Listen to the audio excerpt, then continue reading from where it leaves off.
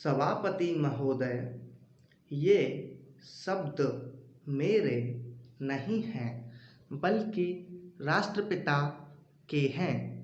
जो लोग आज सरकार में बैठे हुए हैं, क्या वे अपने दिल में सोचेंगे कि यह देशद्रोह शब्द बालकों को अंग्रेजी पढ़ाने के लिए राष्ट्रपिता का कहा हुआ है?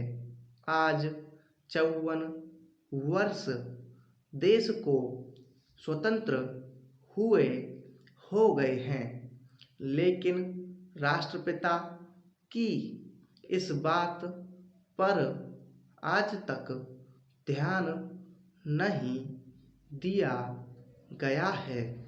अंग्रेजी भाषा को पढ़ाना क्यों बंद नहीं किया गया और उसको दैनिक कार्यों में क्यों प्रयोग में लाया जाता है?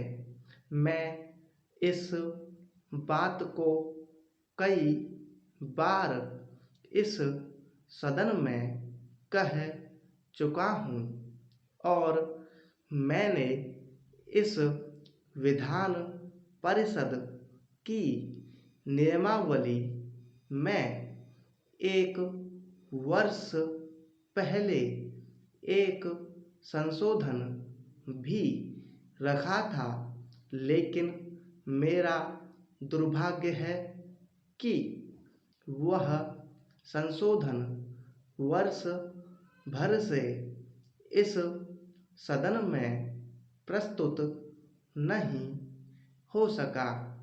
मेरी अपनी राय है कि कम से कम दैनिक कार्यों के लिए यदि सरकार अंग्रेजी भाषा पर बंधन लगा दे तो बहुत अच्छा हो और जो यह अनुशासनहीनता है वह भी समाप्त हो जाए।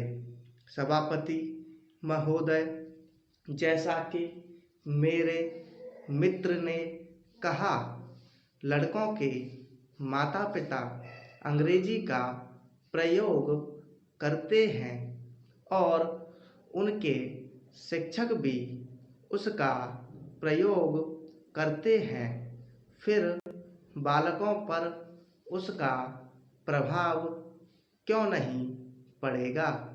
मैं उनसे सहमत हूँ कि बालकों में नकल करने की आदत होती है। जैसा वे अपने बड़ों को करते देखते हैं, वैसा ही वे करते हैं।